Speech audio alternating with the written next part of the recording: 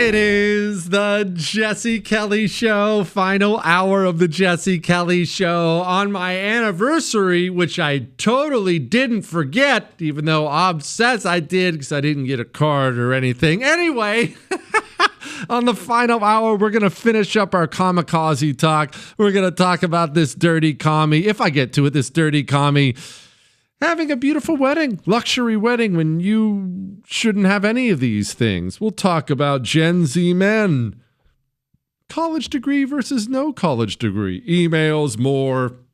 But first, let's finish our kamikaze story. Now, America's making its way into the Philippines.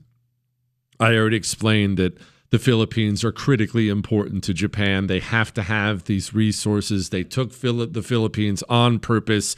They needed to keep it. But again, they don't have a Navy anymore. They don't have their top-tier fighter pilots anymore. They don't have them.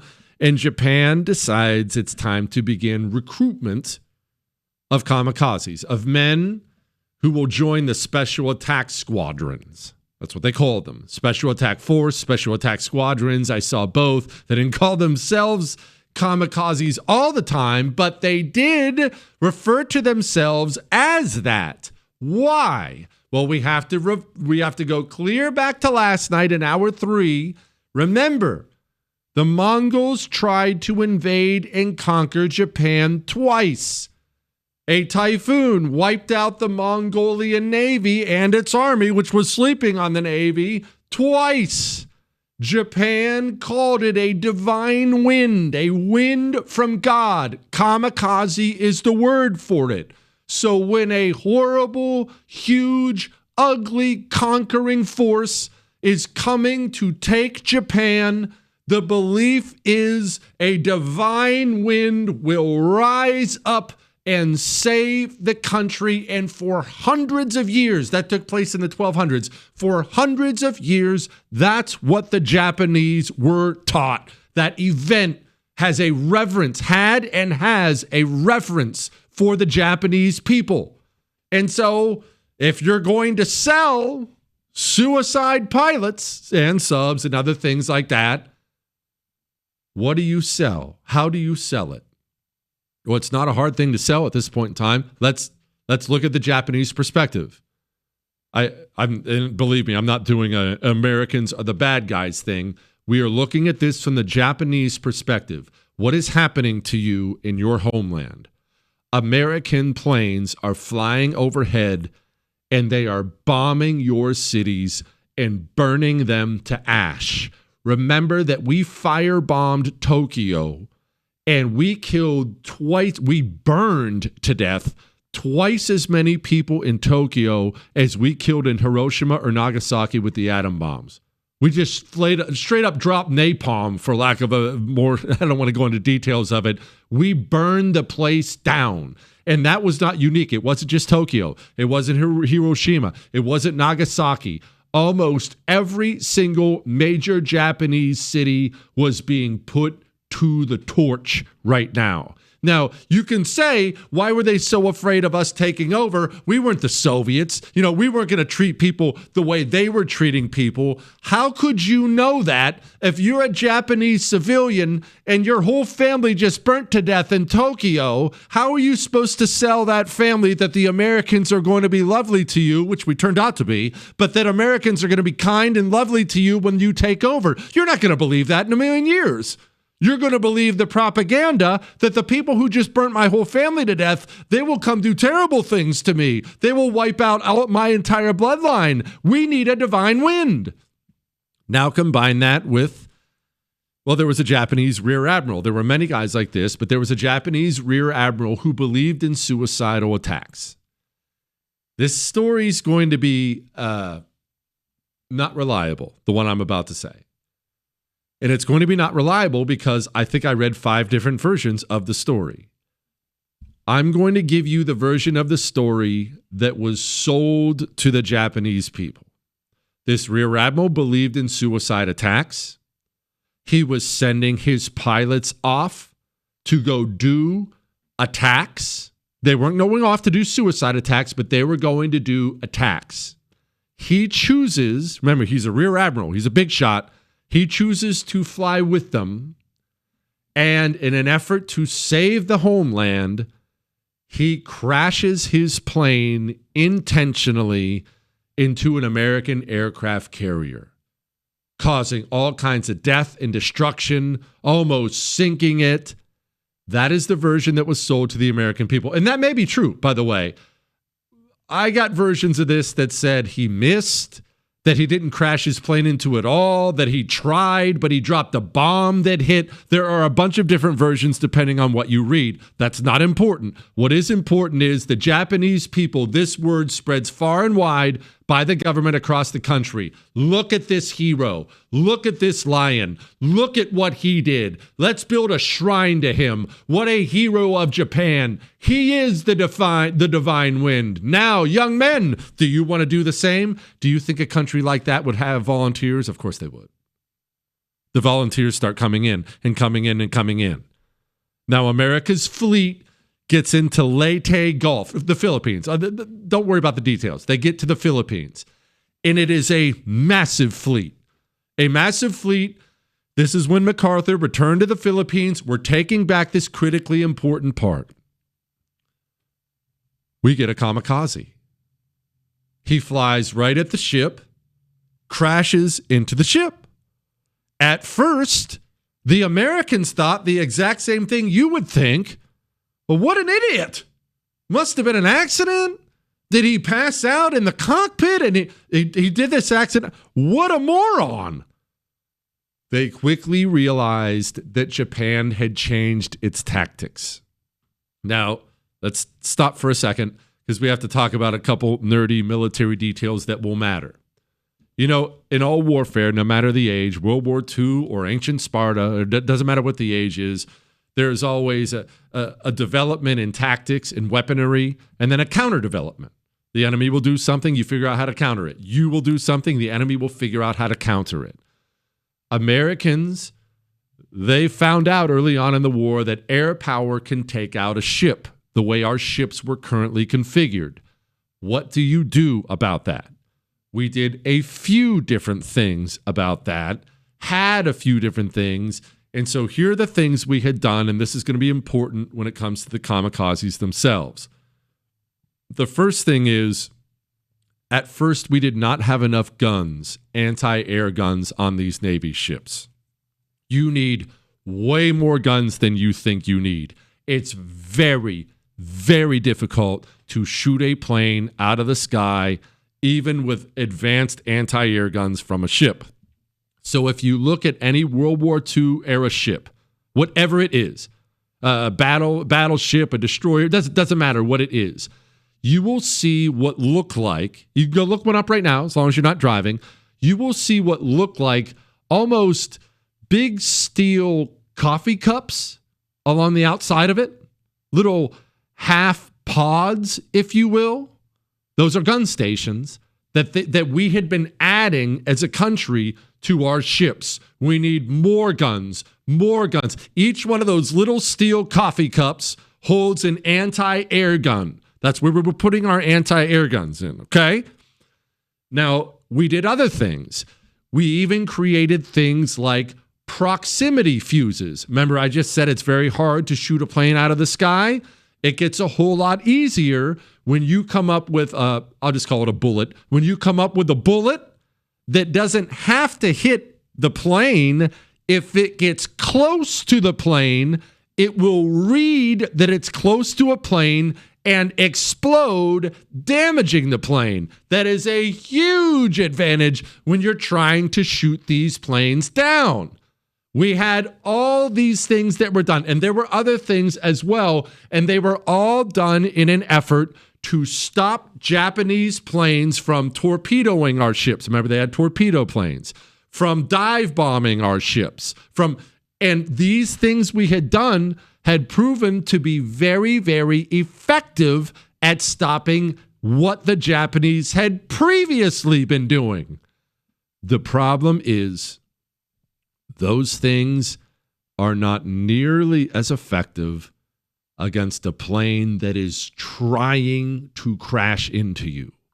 If he's trying to fly over you and drop a bomb on you and fly away, or he's trying to fly at you low to the water and drop a torpedo and fly away, that's one problem. And that's a problem you figured out how to deal with. What do you do when he has that bomb and he's not trying to fly away?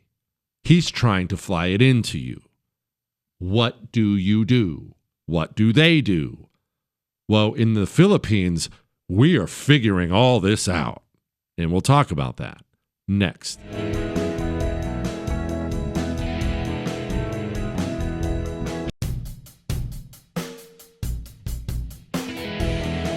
It is the Jesse Kelly Show on what is now completely a history show, apparently, tonight, talking about the kamikaze of Japan. We'll get back to our regularly scheduled programming either tonight or tomorrow, maybe next week. I have no idea. If you want to email the show, you can, jesse@jessekellyshow.com. Japanese planes start intentionally crashing into our ships when we're in the Philippines, taking back the Philippines. At first, we are mortified.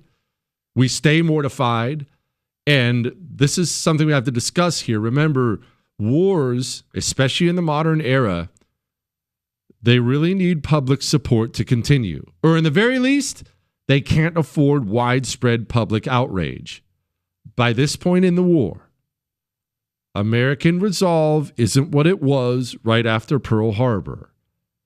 The Americans are tired of their boys dying in Europe, dying in the Pacific. It's a lot of death, a lot of sons lost. The American military apparatus is horrified by this new Japanese tactic, and so they start lying about it. Initially, they completely banned the press from talking about it, and they started lying about it. That's how horrified they were by it. Now, let's fast forward past that. How do you handle this? It becomes a problem. The admirals are screaming at the high command, someone better come up with a plan, because, again, you can't stop these things with anti-air for the most part. And it's just a question of momentum. Even if he's diving right at you, even if you kill the pilot, even if you shoot the plane to bits, momentum says the plane is still going to end up where it was aimed at before. You can't blow it up. We don't have missiles. It doesn't work that way. What do? We come up with a concept. The concept was essentially, the entire anti-kamikaze concept was known as the big blue blanket. But here's what the initial concept was. If we can't stop them hitting the ships, let's stop them on the ground. We have incredible pilots. We have a lot of planes, incredible planes. Let's send them out constantly to look out, to take out any Japanese planes they find that are concentrated on the ground. When you see a Japanese airfield, assume those are all about to be kamikazes, and you take them out on the ground. It was not that effective. Somewhat effective, but not that effective. Why? Japanese are not stupid either. Always easy to think of your enemy as stupid. The Japanese knew what we were going to do. We'd been doing this kind of thing. They had built legions of fake planes and left them out on the runway, and they hid the real planes in the jungle. Again, frustrating our efforts. Measures, countermeasures, measures, countermeasures. What do? As far as the techniques the planes used, I don't know which one would be more difficult to deal with. Remember, the Japanese knew, they were well aware that we had radar. Radar was a huge problem for them. We could detect planes coming in. They used a few different techniques. The first one was super low. You fly your plane, essentially, there's video of this. You can go look at these kamikazes. It looks like the plane is 10 feet above the ocean. You're that low, you're off radar. They get a plane flying in that low. Oftentimes, you can't see him until it's way too late, and the radar didn't pick him up, and soon he's slamming his plane into the side of your aircraft carrier and killing 300 sailors. Or they would fly super high. The exact opposite. Cloud cover became a nightmare because the Japanese would stay in the clouds. They would stay in the clouds, and maybe you're sitting there wondering, well, what about the radar? Didn't the radar pick them up? Again, Japanese not stupid. Radar then wasn't what radar is now. I know that's kind of an obvious point, but now radar on a ship, it'll tell you everything about that plane you're looking at. Everything about that plane you're looking at. At least you would know everything about it. Back then, it's just a blip. It's just a blip. The Japanese, they would wait until our planes were coming back from patrol. It was known as CAP, Combat Air Patrol, but that's not important. And they would hop in behind it. They would fly right behind our Combat Air Patrol. Radar's looking at it. In radar's mind, that's just our boys coming back from Combat Air Patrol. They don't know there are Japanese kamikazes in there. They think our guys are coming back. Soon our ships are being pummeled. Now, we win the Philippines. We move on. We fight Iwo Jima. In Iwo Jima, we do get a few kamikazes, but not many.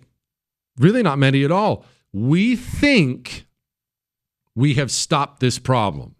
You know, when you get pounded like we did in the Philippines with these things, and then you fight another major war for Iwo Jima. We needed that Iwo Jima airfield. And you don't get anything near that volume. You think, well, our countermeasures clearly worked. Clearly the big blue blanket worked. We are good to go. We take Iwo Jima. We take the airfield. Then we move to the worst moment in U.S. Navy history. Far worse than Pearl Harbor was, and most people don't even know about it. It was the Battle of Okenawa, and I will try to finish this story next.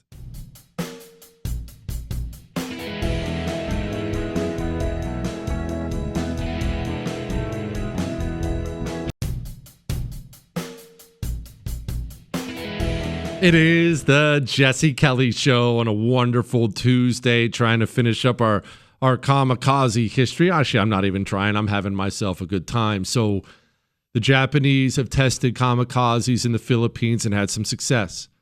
Then we took Iwo Jima. Now, I need to explain once again the B-29 Superfortress and what it was doing to mainland Japan already, because this really drives home the fear they had had. The B-29 Superfortress was our bomber, our new bomber. I am a huge fan of the B-17 Flying Fortress. You've seen those, the movie Memphis Belle. You've seen those B-17 Flying Fortresses. It's my favorite plane ever. I admit that. The B-29 Superfortress is better than it in every way. It's bigger, faster, more range. In every possible way, it was a super plane. It also flew at 30,000 feet. The Japanese, over cities like Tokyo, they did not have an anti-air gun or a fighter plane that could reach 30,000 feet. Not only were these super bombers laying waste to Japanese cities, the Japanese were completely helpless to stop them. Picture what that feels like. You don't have a weapon to stop the super bomber from wiping you out. And this is what they think is coming for every inch of Japan. That is truly Godzilla. It's what they think is coming. It's already arriving. Then America lands the largest fleet man ever created outside of Okinawa. The Marines, the armies, they go on to fight Okinawa. We're not going to go into that. That's a whole other story. Horrible fighting. Okinawa, the Japanese had like 100,000 troops there. It was crazy, bloody, awful. We have this huge fleet outside of Okinawa. They decide this is their moment to send the divine wind, because if America takes Okinawa, they know the B-29s will simply rain hell all over Japan, and they are powerless to stop it. So they send waves and waves. We have not found an appropriate countermeasure yet. So I touched on this a couple nights ago, maybe last night, came up with a new concept. This whole flying around looking for the planes on the ground thing obviously was not working. They were hiding their planes. It wasn't working. We came up with picket stations, they were called. And these men, You probably have never heard of these men unless you're a World War II buff. They deserve so much of your respect. We had 15 picket stations draw a big circle, a big ring around Okenawa and mark 15 different stations. What they were was a few smaller ships. We're not talking big battleships and aircraft carriers. We didn't want to waste our most prized ships on this. We would send a few ships out so their radar could pick up the Japanese planes coming from mainland Japan early enough that we could send our planes up and take out the Japanese kamikaze before they hit our ships, because that is really the only super effective way to do it. The Japanese actually had a suicide rocket plane. It's amazing. It was called the Oka. It was known as the Oka. It didn't end up doing a ton of damage because they had to attach it to the bottom of a Japanese bomber, and it couldn't take off or land, Chris. The Oka could not take off or land. They had to attach it to the bottom of the bomber. The bomber would have to fly towards the American fleet. Then the pilot would crawl down, get in the Oka. It was a suicide bomb, essentially, and it was rocket propelled. It was going 600 miles an hour. He would break off the bomber. Sorry, it's called a Betty. Break off the Japanese bomber and zoom towards our ships. Your anti-air has no chance of stopping that. None. But we figured out quickly, it's actually not a big deal. The Oka might be fast, but the Betty ain't. Let's go shoot the Betty out of the sky before the Oka ever takes off. So we figured out you have to catch the kamikazes before they get to your ship. They are raining hell on the United States Navy outside of Okinawa. Did you know that we lost roughly 2,700 Americans live lost in Afghanistan? Did you know that? Did you know we lost 5,000 American sailors outside of Okinawa because of kamikazes? Double. The deadliest battle by far in U.S. Navy history. It was not one kamikaze here or one kamikaze there. They would come in waves. They would come alone. They would come at night. They would come during the day. And they were killing us. The thought was one plane, one ship. That's what the Japanese were selling. And so we sent these brave men out on picket stations. But remember, put yourself in the mind of a 17-year-old young Japanese man.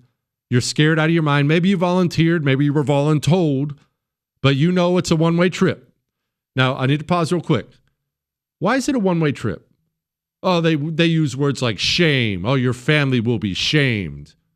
You know what that looks like in Japan? Most of these men came from rural areas, small Japanese villages, where everyone works together. Everyone knows each other. Everyone supports each other. If word got back that your son chickened out, your son didn't give his life to the emperor, the entire family would possibly starve to death. The entire family would possibly be jumped by the other villagers and beaten to a pulp. That is how big of a deal the shame was back home. So now you're a 17-year-old young Japanese pilot. You understand this is a one-way trip. There's nothing you can do about that. Obviously, you'd like to take out an aircraft carrier, but you're going to take out the first American ship you see. I mean, you're going to be tempted to take out the first American ship you see, especially because, remember, about 1 in 10 of these pilots actually made it to their destination, made it to the ship. We are shooting down a bunch. You know your odds aren't great. So you come across a picket station, a few little dinky destroyers down there. Well, screw this carrier stuff. I'm going into a dive and I'm getting mine right now. Our men died in droves in these pickets, in droves. That's a Medal of Honor citation I read. McCool from last night, hour 2. That's where he earned his Medal of Honor. Men dying on his ship, men burning. They were on a picket station, and a kamikaze came screaming in and took them out. I'm going to wrap this thing up here. I think that's probably about as much about kamikazes as you need to learn from me. After Okinawa, of course, we dropped the atom bombs and Japan ends up surrendering, and you understand all that, but I want to repeat what I told you earlier. They had legions of these prepped and ready to go for our invasion of Japan. We discovered things after we occupied Japan that blew us away. And while the Marines and the Army, they were dying on Okinawa, the brave men in the United States Navy, they would wake up and just look at the sky and just wait. And they knew today might be the day you burn to death. You're scalded to death. You drown, because the kamikazes would come screaming in and they'd smash into the elevator on the aircraft carrier. So now it's all the fuel and bombs, or they'd smash into essentially the command structure. Now your commander's blown up. Now you're 5,000 sailors lost in Okinawa.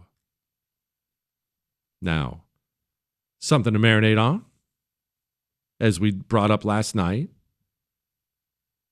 is that suicide? Yeah, but do you understand them a little bit more now than you did before? I don't know that I've ever researched a history topic that interested me and had my mind change as much as it changed when I was reading about these young men who are still celebrated in Japanese museums to this day. You can show up, you can read their names, you can read their letters home. Foolhardy, evil by the government, no question about it, but young men giving their lives to try to save their country from total destruction. That's the story of the kamikaze. Let's do a couple political things before we check out of here, shall we?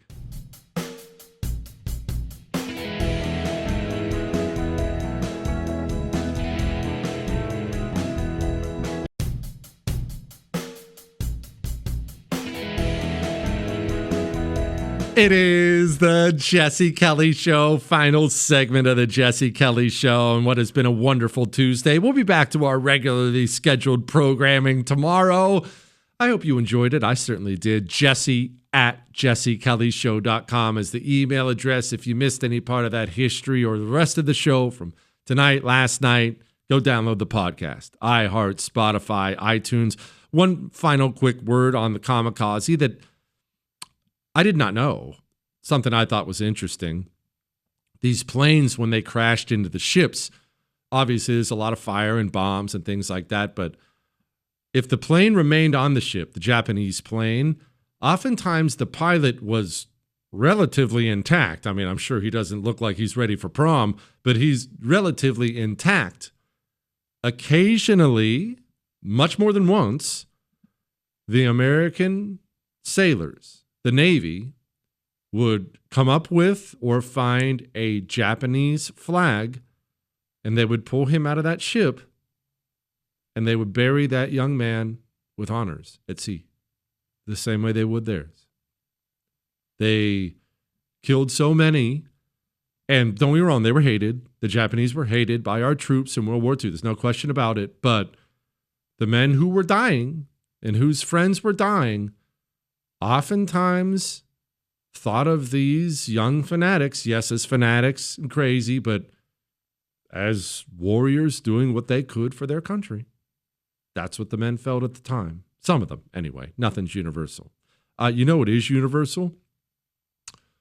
Communists living a life of luxury while making you poor and miserable. That Zoran Mamdani guy, that commie who's running to be mayor of New York City, he's probably going to be mayor of New York City. You know, he talks about eliminating things like private property. He talked about abolishing private property, abolishing private grocery stores. Of course, he's one of these defund the police, eliminate the police types. You know, he had a wedding in Uganda. It was a ridiculous 3-day wedding in a compound with an army of masked security guards in a cell phone jamming system. I only brought this up. This was not for the right-wingers who are listening. This wasn't probably for you. This is for you commies, you street animals who hate listen to the show. I know you think Mamdani will be your revenge. Your revenge against the people who make what you don't make and live where you don't live and look like what you want to look like. He is your vehicle to hurt the people you blame for your problems. I understand that completely. But you should also understand that he doesn't consider himself one of you at all. You are a useless foot soldier to him. You mean nothing to him. He will pretend as best he can to try to act like he knows your struggle, that he lives like you, but he doesn't, and he has no intention of doing so. Elite communists always follow the same playbook. They are always surrounded by security and armed guards and delicious steak and beautiful mansions and private jets, while they deploy you, the useless, miserable, angry, malcontented street animal, out to get hurt, arrested, hurt other people, and completely destroy your life. Just letting you know, it's fool's gold, and it always has been. Let's do some headlines. And now, here's a headline. Go, you know the thing. headlines we didn't get to. As an immigration lawyer asked ICE for help. She said they gave her the number for Taco Bell. See, I knew I loved ICE. I'm all about that. Trump's border numbers continue to plummet to a new record low, 4,000 in 27 days. A reminder that any modern nation that has an unsecure border has done so intentionally. It's really, really quite simple to secure a border. Is Ghislaine Maxwell trying to blackmail her way into a pardon? Well, yes, that's really the essence of all pardons. I'm going to give you this. I'll protect them. You let me out of prison. Breaking. Corporation for Public Broadcasting gave tax dollars to the Soros-backed censorship giant. It's not exactly breaking news on this show. Everyone who listens to this understands it's all a gigantic scam to blood-suck money out of your wallet and distribute it to the communist revolution. Appeals court nixes Oregon rule forcing adoptive parents to affirm radical transgender ideology. I hate these headlines out of Oregon because Oregon, it might be the most beautiful state in the United States of America. I adore that place, and it just sucks. The filthy commies in Portland and Salem and Eugene have ruined the rest of that blood red state. All right. We're going to be back tomorrow to do it again, and we're going to have some fun, I promise. That's all.